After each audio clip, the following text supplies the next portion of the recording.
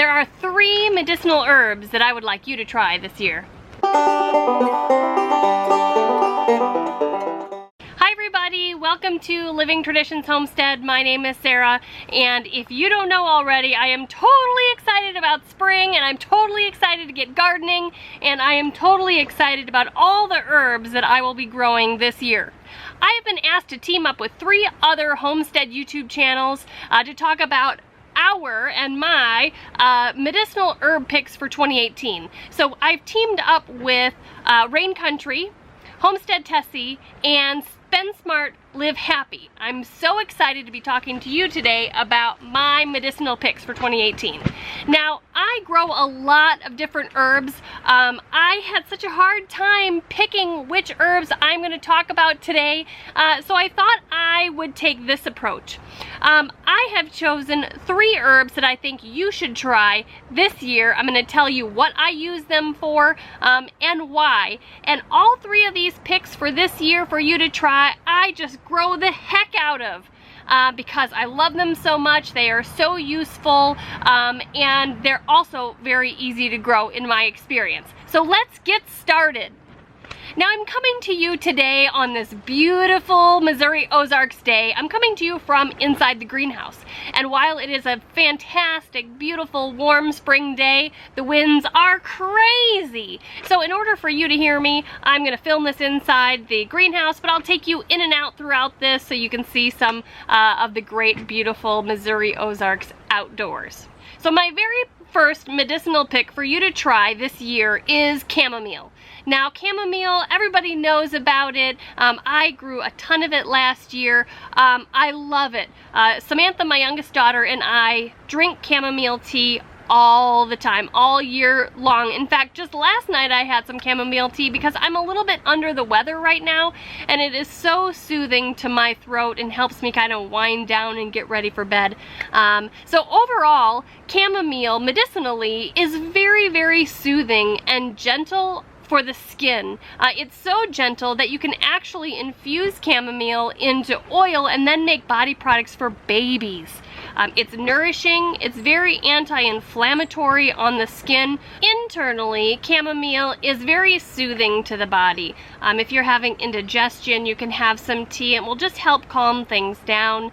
It promotes very good sleep and overall just kind of relaxes the body. So I highly suggest that you try chamomile. Now, last year I grew German chamomile, and I actually grew really well. I have a picture of this beautiful bouquet of chamomile that I picked last year that I'll show you. One thing I realized about chamomile last year is that I really did have to grow a lot of it in order to have any sizable amount of chamomile to dry and keep for the winter and for the whole year. So when I was looking through the Baker Creek Heirloom Seed catalog this year, I realized that they introduced a new variety of chamomile called Zloti Lan. And the thing that interested me about that is it said that the flowers themselves are bigger. And so this year I'm going to be trying that variety, Zloti Lan chamomile, as well as the German chamomile that I grew last year, and I'm gonna see if I can just collect more because we like it so much that we go through it so fast that I hate to infuse it with oil and use it in body products because I want to keep it for tea. So I'll let you know how that goes throughout the year. One thing that I've also discovered this year about chamomile is that it reseeds itself. So generally it is considered an annual, especially in areas that get really cold. So you would need to plant it every year. But to my surprise, wonderful surprise, when I went to look at my area that I planted it last year, it looks like it is coming up again and it has reseeded itself. So I have planted seeds so that I can sell them at the farmer's market and to supplement what has grown back. But in the coming years, I may not need to plant any seeds at all. The second medicinal herb that I encourage you to try this year is calendula or calendula. I think you can say it either way, but I say it calendula. Now, the particular calendula that I grow in my garden is called Calendula Rosina. And I grow that specific variety because it has the most amount of medicinal properties in that particular plant. There are other calendulas that are beautiful and they have some medicinal properties, but I want the best bang for my buck, and so I grow Calendula Rosina.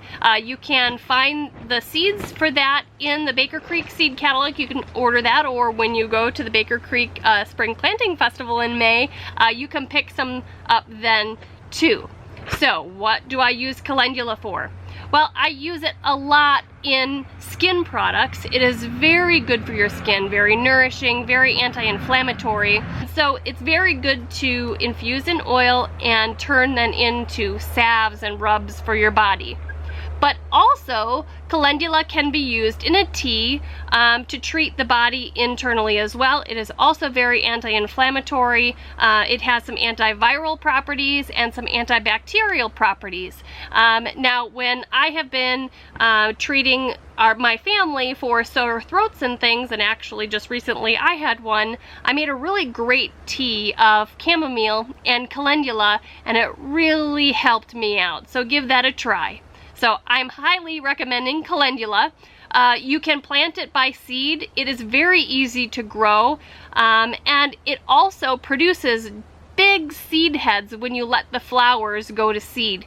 Actually, I won't have to replant calendula this year either, because it has reseeded itself all over my my herb bed. In fact, I'll probably have to dig some of it out because so many seeds have germinated. Calendula is also a very beautiful flower. I took a really nice picture of my calendula last year. I'll go ahead and put that up here for you to see.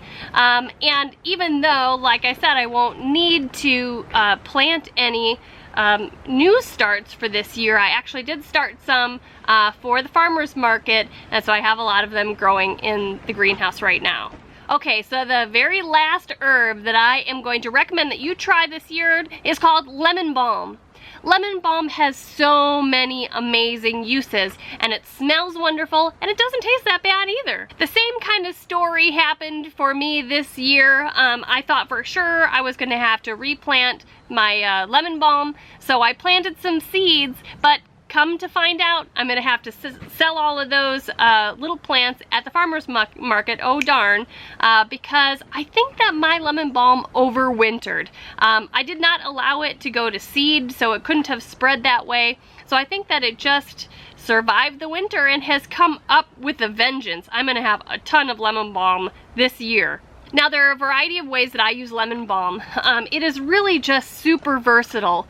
I use it to prevent cold sores and to treat cold sores topically. I make a tincture out of that.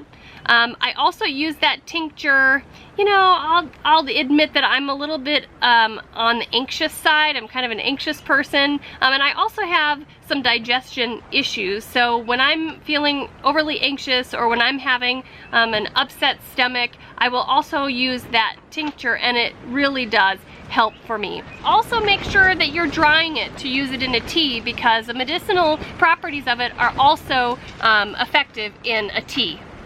One thing I want to add is that I do not know everything about these herbs for sure. There's a lot more for me to learn, and you know, don't take my information as gospel. Do your homework, look those up. If you are interested in learning more about herbs and medicinal herbs, there are two really great resources. One author's name is Rosemary Gladstar, and she has several books. They're available on Amazon. I think I have like 3 or 4 of her books. She is very well known in the herbal medicine community, so check out her books. You can find, like I said, you can find them on Amazon. The other resource that I want to encourage you to try is another homesteader just published a book about medicinal herbs on the homestead, and her name is Amy Fuel. Now, I don't have her book yet, and I'm hoping to get it soon, but I encourage you to support her, get that book. I know that Heidi from Rain Country just posted that she has it. She took some pictures of the book pages, and it's an absolutely gorgeous resource. Check that out and support another homesteader. Well, I hope you learned something today, and I hope that I encouraged you to try one of these 3 herbs this year. you know, I don't have hundreds that I'm trying this year and growing, but I have a ton of herbs that I'm growing this year. Some I'm trying for the very first time. I look forward to bringing you along when I plant them in the gardens, and when they're growing beautifully. I know I'll do a tour for you guys to see everything that is growing throughout the summer. Don't forget, after you're done watching my video, to go check out the other homesteaders who are doing videos on their medicinal herb picks for 2018. Go look for Heidi from Rain Country, Homestead Tessie, and Spend Smart, Live Happy. Don't forget to do that. If you enjoyed this video, please share it with your family and friends. I would appreciate it. Hey, tell me what herbs you're gonna be growing this year. I would love to hear from you. If you're not a subscriber yet, now is a perfect time to hit the subscribe button below. Until next time, you guys, thanks so much for stopping by the homestead. Take care, and God bless.